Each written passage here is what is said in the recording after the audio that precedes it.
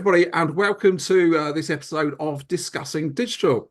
Today, I'm discussing digital marketing with Miles Phillips of MilesMarketing. Miles, would you like to introduce yourself and give a little bit of an overview of your business to start with? Of course I will. Thank you so much, Rob. Pleasure to be here discussing digital. So MilesMarketing is a small boutique agency. I've had a long career, what I describe it as is that I was doing marketing before digital was even a thing, right? Before the internet, before social media. So what I bring to the party is a nice blend of traditional marketing techniques and the new age digital stuff also. I focus on two main parts. I've got an outsourced marketing department function where I do slightly larger businesses marketing for them. And I also have a suite of products called Bite Size. Now, as the name would suggest, these are small in terms of the time it takes to implement and small in terms of the amount that they cost. The 90-minute marketing plan is an example of this. In just an hour and a half, we can sit down and pull together a marketing plan that you can handle as a solopreneur. So, that's my business in a nutshell. I really enjoy digital marketing. I'm going to say strong opinions on certain things. Good. But I like to think that I've got a sensible approach, Rob. Yeah, no, excellent. So obviously we're going to talk a little bit about how you use digital marketing in a minute. I think we'll start there. But also, obviously, as you said, digital marketing is part of your product set that you help promote for other businesses as well. And that's where I think some of your strong opinions on what works and what doesn't and things like that are going to come into it. So just because obviously I asked you to let me know where you are, and it's quite interesting. You've got quite a focused set of marketing. You've got a really well constructed, very clear website. You've got your LinkedIn profile and details there, and you're on YouTube, but you're not anywhere else, or you're not anywhere else that you've told me about, which is don't go looking on the dark web for me, Rob. You won't like what you find. Personally, I do have an Instagram account. I bore the world with strongman activity, right? So if you're into strongmen, then you can find me under miles.stronger. But for my business, and I think this is true for most one-person bands, small companies, and small as in maybe one or two employees. It's about what you can handle, right? Because it's one thing to promote your own company, and it's another thing to do the work that you need to do for other companies, right? Yep. So my target is other businesses, and they are predominantly on LinkedIn. Yeah. So that is where I spend my time. Now, that's not to say, and I can almost hear people now saying, oh, yeah, but I'm a business owner. I'm on Instagram. I get it, right? But I'm having to prioritize my time and be as focused as possible. Undoubtedly, all of my customers touch Facebook, Instagram, TikTok, Snapchat even, right? All of the above. However, I've chosen LinkedIn as to that's where they spend the most time, and that's where I can share the most value about my offering. Yeah, I think that's a really, really sensible strategy. That most businesses should, focus in one place where you're most likely to be. And look, as your business builds, or maybe as you bring more people on board, then expanding to different places is a great thing, right? You then got the momentum going. I mean, you mentioned YouTube. Again, I've got about 3.5 subscribers on YouTube. And I don't put any effort into advertising it and promoting it. I use YouTube for one function and one function only, and that's to host the videos that I then post on my website, because Google owns YouTube, and you get extra little brownie points for your SEO by having a YouTube channel and linking those videos back to your website. So that's the rationale behind that. Yeah, yeah, and I think it's again makes perfect sense. As you say, the two are owned by Google or Alphabet, isn't it? Is the overarching company these days. And yes, it does have SEO links, and also there's that whole benefit of it's optimized for video streaming, whereas most people's websites aren't. So yeah, It is, and we can perhaps go into that deep rabbit hole. I do go live on LinkedIn every now and again, and I use it's called Restream. It's a streaming software, and I link that to my YouTube page. And in essence, what happens is that the live feed goes to my YouTube, and you can watch that live on YouTube. But then it feeds back and populates a section on my website.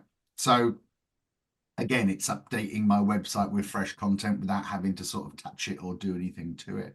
yeah, yeah, There's one other point that I would just remind the viewers about YouTube. YouTube is one of the biggest search engines that there is out there. So if you want to become visible on another large platform, then having a YouTube account is important, and filling in all your details as accurately as possible with all your keywords is also important. yeah, yeah. And the interesting thing I often find when you talk to people about setting up YouTube, they go, "But that means video." And does that mean I've got to be in front of the camera, doesn't it? Yeah, well, look, I'm going to say, for the most part, why not? Right? What's the worst that could happen? But I do appreciate that a lot of people aren't comfortable in front of the camera. So you could use stills, you could use animation, you could use a presenter, you could use AI. I mean, there's some fantastic AI tools out there now where you can take multiple photos of your face and you type what it says, and I mean, it's not quite sort of Tom Cruise deep fake, but it's getting pretty good. Yeah, yeah. And the other thing is what we're doing now, right? Because this is actually a Zoom call, and because of lockdown and what's happened over the last few years, most people are kind of used to being in virtual meetings. Most entrepreneurs are used to being in virtual meetings. So Yeah, it's another way of achieving production of I, video. And hey, this turns into an audio podcast as well. yeah. I think Rob, the issue, and I get reminded by my partner on a regular basis that I'm really quite comfortable talking bollocks, right? Um, and you're I would say that you're an extrovert as well, and you're comfortable in front of the camera. Not everybody is. Yeah, yeah. So I can imagine a lot of anxiety being built up. But look, what tips would I give to someone who's nervous in front of the camera? Preparation is definitely key, right? Yep. Make sure you write out what you want to say. Make sure that you think about it in terms of telling a story with a beginning, a middle, and an end. And make sure that you practice it. Practice it in front of the mirror. And, look, I think there's a presenter in everybody, and stepping yourself out of your comfort zone every now and again is quite good for you. But what's the worst that could happen? You don't like it, and then you don't post it, right? Absolutely. And the other thing is talking about sort of presenting and things like that is we're so used to watching TV where you have trained presenters who can speak without putting the dreaded ums and ers in and things like that. There you go. She's still on that naturally then. I've watched my videos back and they're full of ums and ers. And I think you just have to accept that for the majority of people, that is how we communicate. We use those little ums and ers to fill in those little spaces, and it's 100, part of natural speech. What 100%, and I think what's important to remember with this is that people buy from people, right? Yeah. You might think you've got a great brand, but ultimately people are buying from you. Look, here's another tip when you come to recording your videos and you think about your ums and your ers. Don't stop the recording. So set the recording up, get it rolling, and just start talking to the camera. And if you mess up, then brush yourself down, take a little bit of a pause, and then deliver things again. The pause is important because when you look at the recording, it'll allow you that sort of space to be able to edit things properly. Brilliant tips, brilliant tips. And the other one I try to encourage people to do is, even if you've messed up a recording and you're going to do it again, I think it's good to try and push on through, do the whole thing. Otherwise, you end up perfecting the first couple of minutes, and then, oh no, I've now got to perfect the next couple of minutes. But if you push on through, do it all, and then you go, okay, well, I didn't do very well that time, but I'll do it all again. But I've at least gone through everything, and I've got an idea where I might stumble next time. Yeah, get some momentum down. Get some momentum down.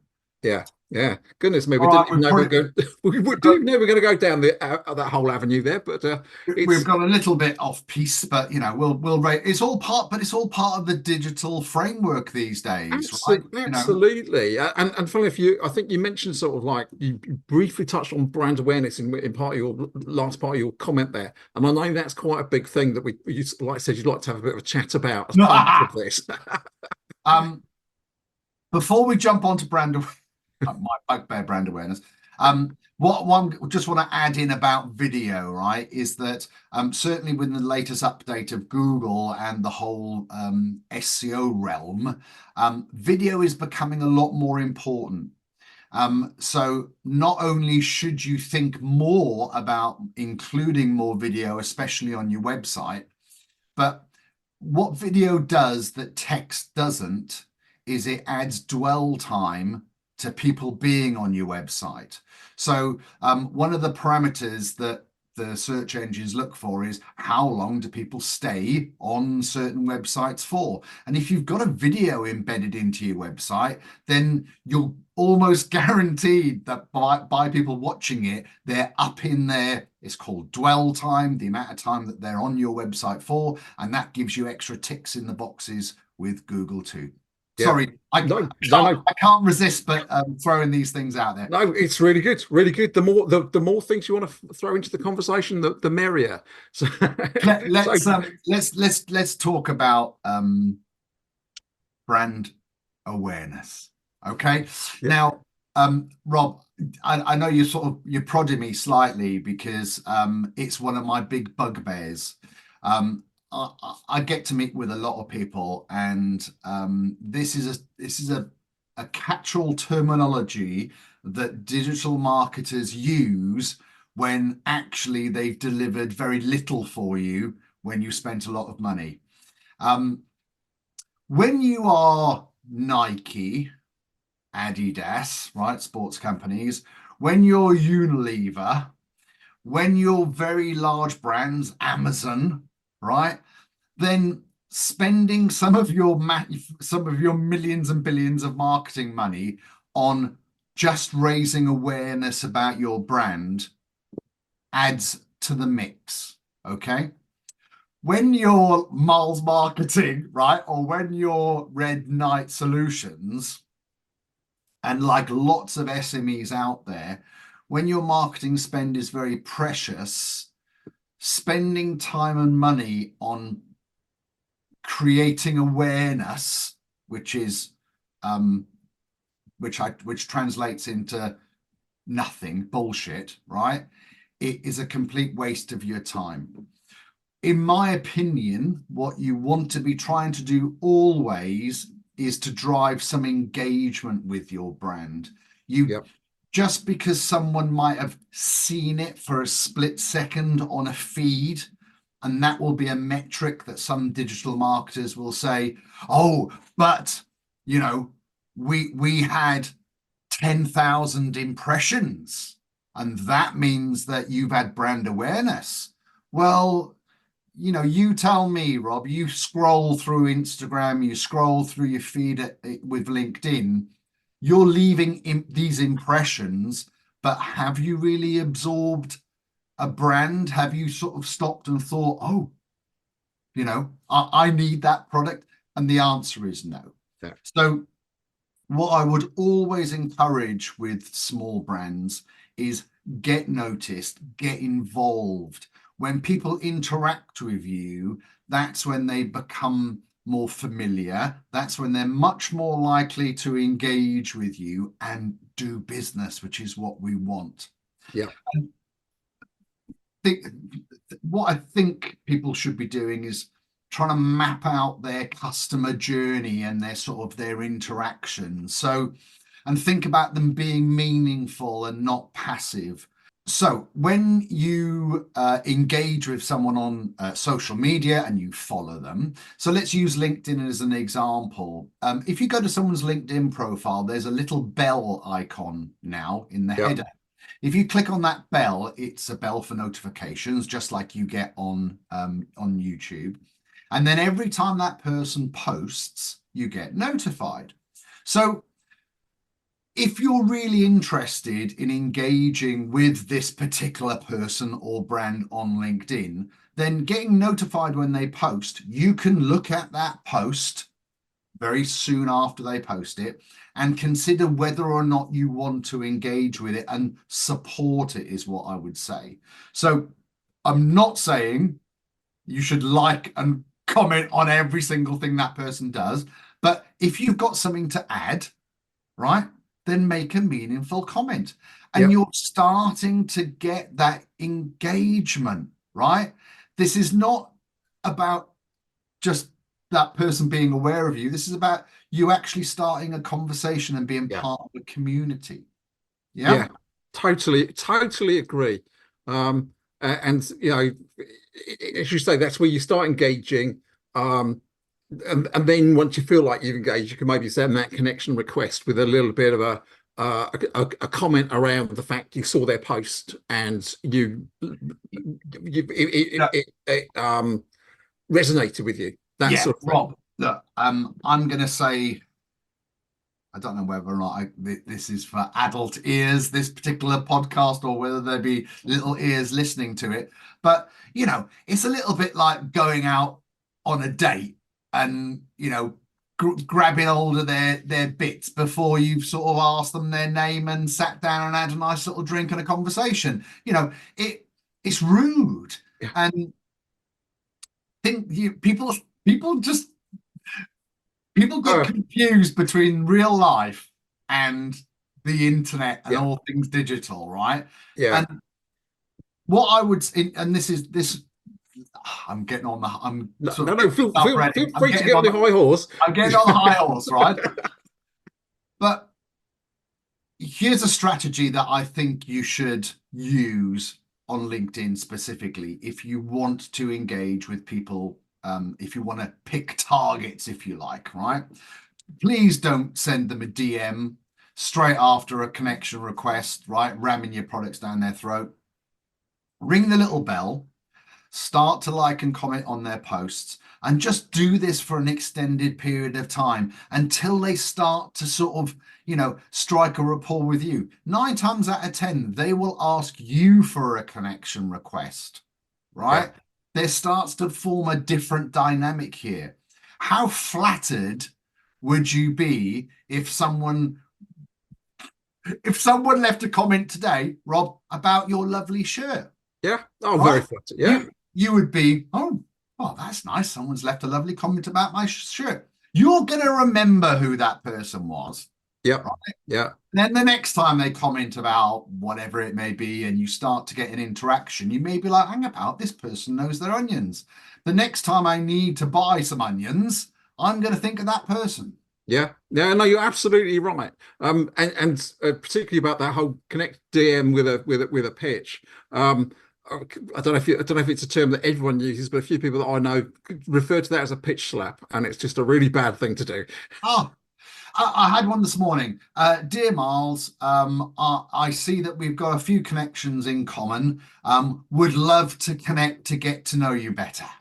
All right. So I accepted their request and I emailed back and said, thank you for your connection request, but I sense a sales pitch is coming, ? Right. I can almost guarantee I will never hear from that person again. Yeah. Yeah.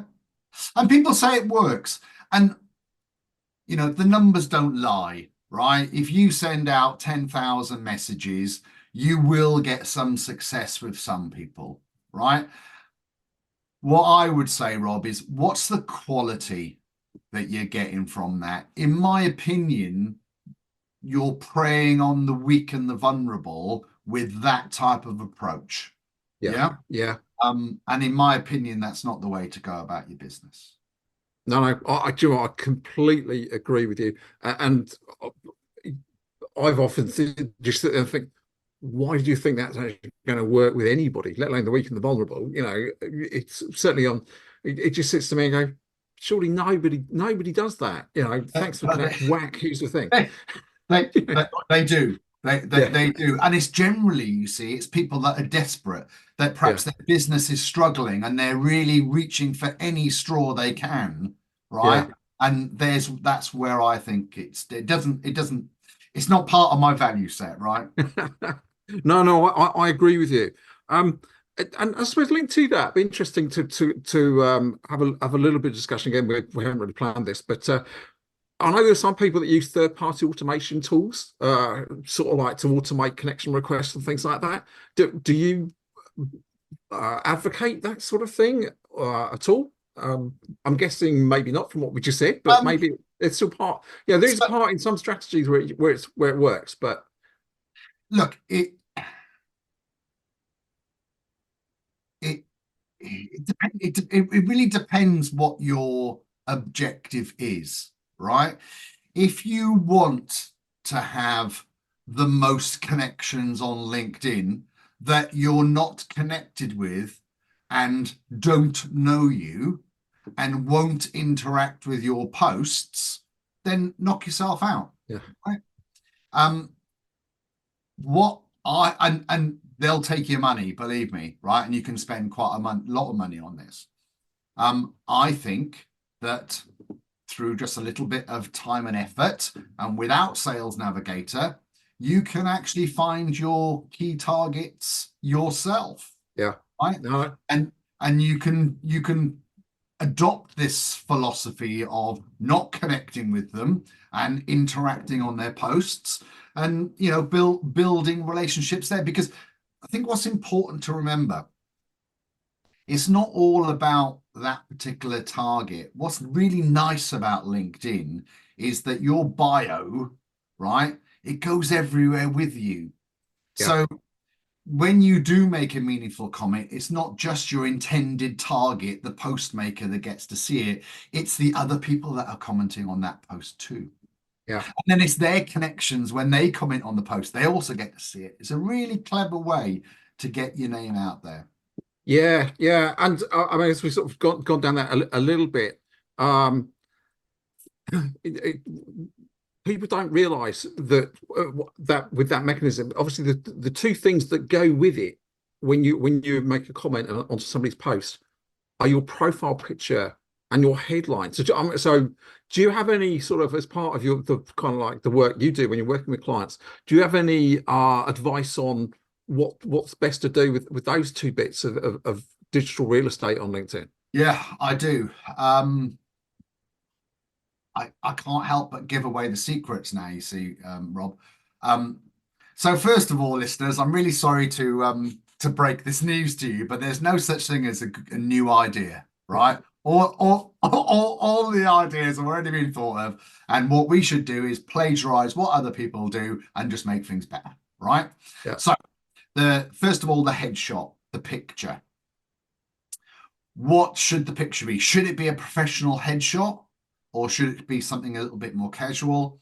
Now, I'm going to say that's down to you, right? You may have a relaxed approach towards your business, and having a bit more of a relaxed photograph of you could work, right, for you. I would say the vast majority of people need a professional headshot. That doesn't mean to say you've paid money to get it shot professionally, but plain background, nothing but your head, as it were. I'm going to say this now, Rob, and I do need to do something about it, but my headshot was taken 6 or 7 years ago now, maybe a couple more years, maybe 8 years ago, if I think hard about it. I'm probably due a new one because maybe when people see me, they think I'm catfishing them, right? Yeah. Uh, So, I know what you mean. I've put on a few pounds since my last headshot. I yeah, still didn't have any hair, so it does yeah. pretty much look like me. Well, yeah, I posted the other day actually that I must have put a grey filter on a particular photo because I was looking particularly grey at that time. But so yeah, so use an up-to-date photo. For it not to be like the holiday photo type thing. Try and get it on a plain background if you can. Now, as far as the words that go with you, I think it's referred to as a headline. Yeah, I think so. I think it is Yeah. these days. Yeah. It goes everywhere with you. Sometimes you will see it say, visit my website or visit my blog. There's like a little hyperlink sometimes underneath people's names. And that's only for people that pay for premium. Premium members, you're able to put a little hyperlink that will take you to a call of action, if you like. But generally speaking, you get this, I'm going to say, maybe it's 100 characters or so. It's not that many words, but please don't waste it by putting in like managing director or business owner. Try and put in there something around the solutions, right, that you provide within your business. Yeah. I'm trying frantically to remember what it is that I put on mine. Let me have a look.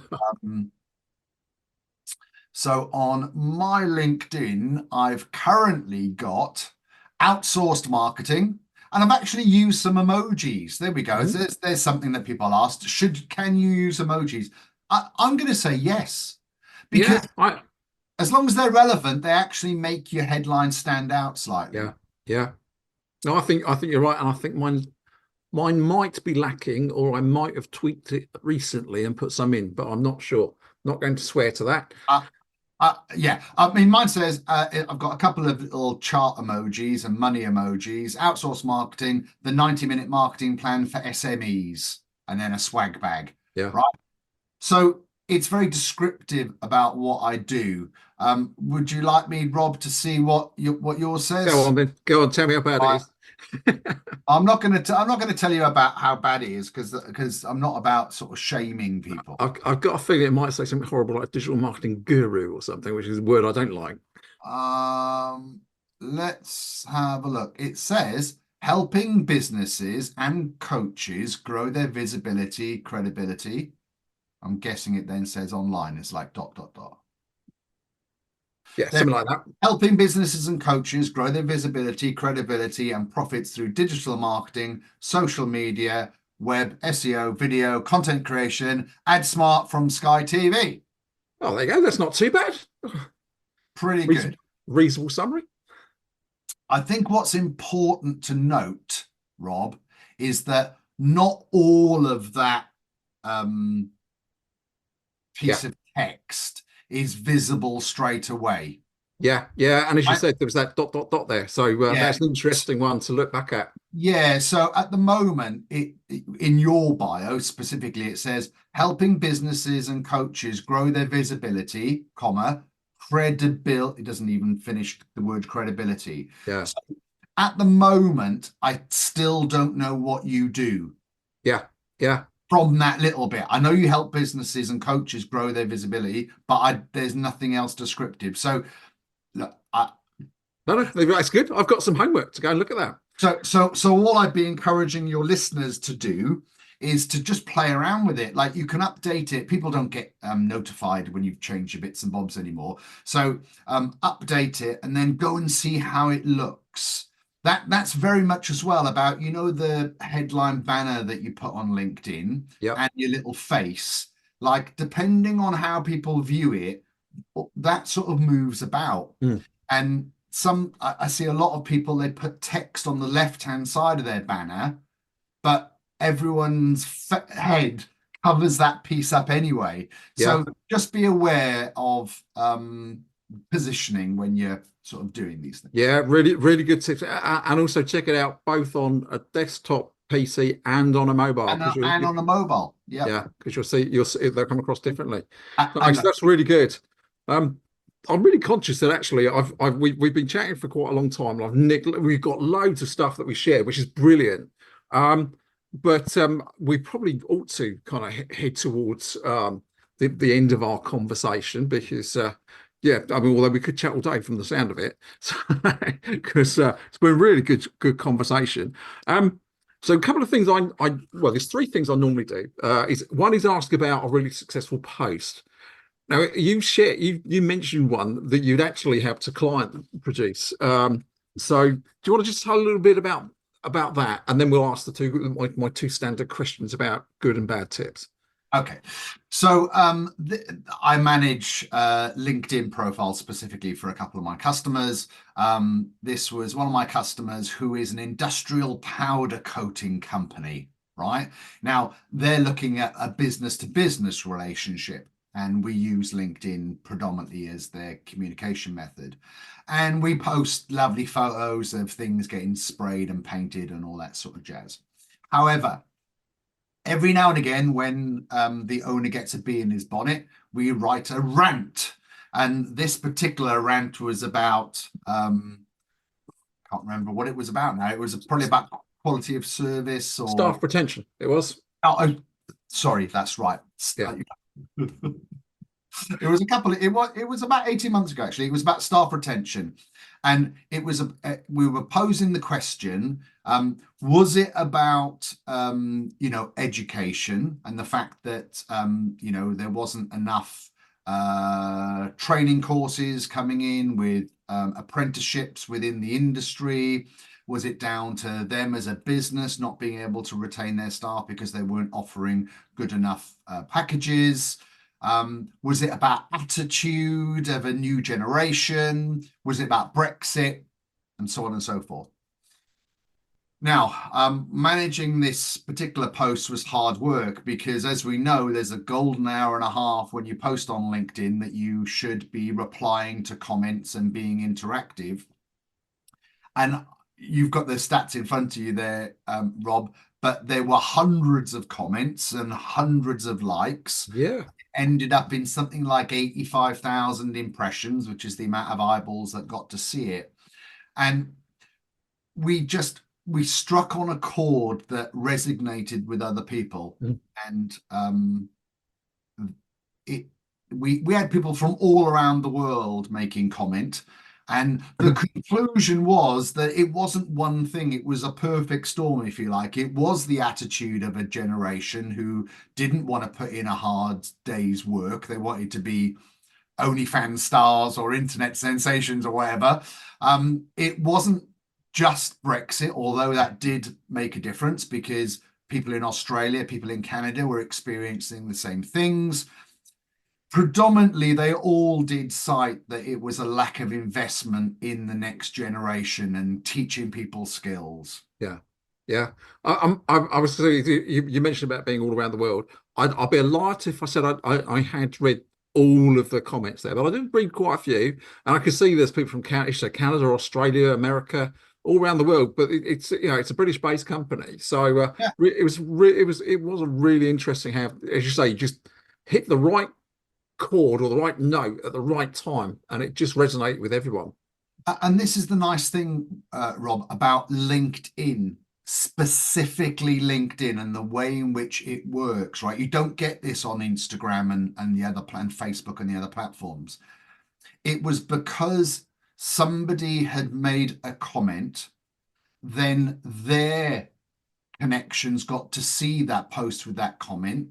And because they were in the same industry, those people felt like they had to comment, but perhaps they weren't connected to my client. Yeah. So it was a second connection, and the second connection comments. And when second connections comment on your LinkedIn post, the algorithm really takes notice and says, oh, people that don't even know this person are now commenting, and it starts to show it to more and more people. And then you get to third connections, which is 3 steps away from you. And when it sees that, it really does open things up. So I would just say to all of your listeners, just, make sure that you're active on the platform. Make sure you respond to people quickly. Make sure that you like them and make a meaningful comment that Yeah. drives a conversation. Ask questions, draw people in. Yeah, no, I think that's brilliant. Absolutely, brilliant. And it's a great example. And I will do my utmost to make sure I include the link to it. Certainly on my website where I include the links for your content as well. Yeah, so moving on towards the wrap up, I always ask my guests if they could give one good tip for our viewers and listeners about something good to do regularly on digital marketing, and then after that, one just don't do that, a bad thing sort of thing. So what would you say your good tip is? Right. Okay. So I'm trying to be practical here now. My good tip is that you already know them.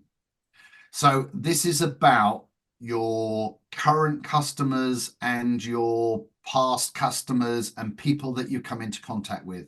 Make sure that you communicate with them regularly and often. Email marketing, some people will say it's dead. It's a really useful point of contact. Keep talking to your database on a regular basis, because it's a lot easier than trying to find new people that don't know you. Yeah, excellent. Do you know what? And it's good you mentioned email marketing, because I agree with you. It's a great tool. I don't think it's a good tool for cold email marketing. I get fed up with people trying to tell me I need to update my website every day. But as you say, regular contact with your current customers and past customers, brilliant for that. So, and finally, what would you say is your one sort of thing not to do? Okay. Don't go spending money on digital advertising before you've put a foundation to manage those leads that are going to come in from it. People rush out. They're so eager to spend their money on Facebook ads and Google.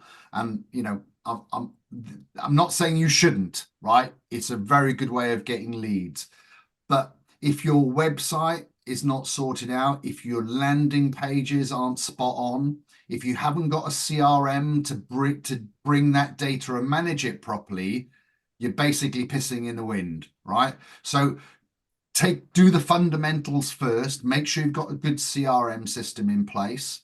Make sure that you've got some automations going. Make sure that you've got your landing pages all on point, so that when you place that ad, people come to a landing page, you convert them with a call to action, they get their data's inputted into your CRM straight away, and then you can start the communication and hopefully sort of get the business without, like anything, right?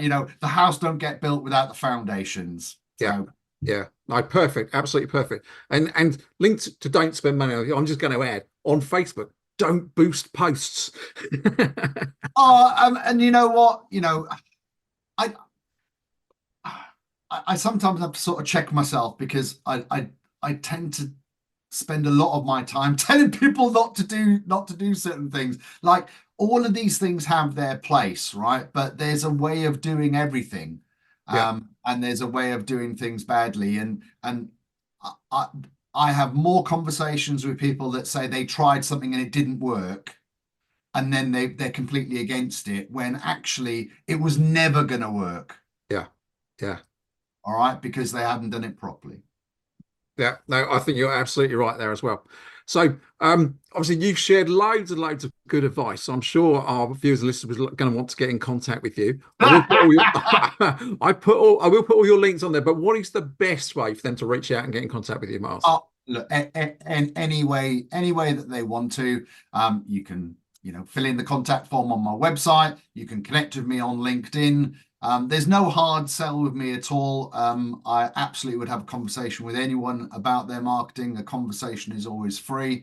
I'm pretty sure you can find my mobile number somewhere as well, and you can send me a inappropriate GIF if you fancy to start off our conversation.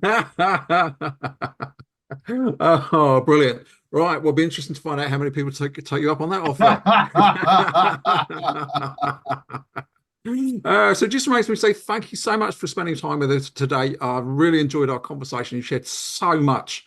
Yeah, just brilliant. Thank you so very much.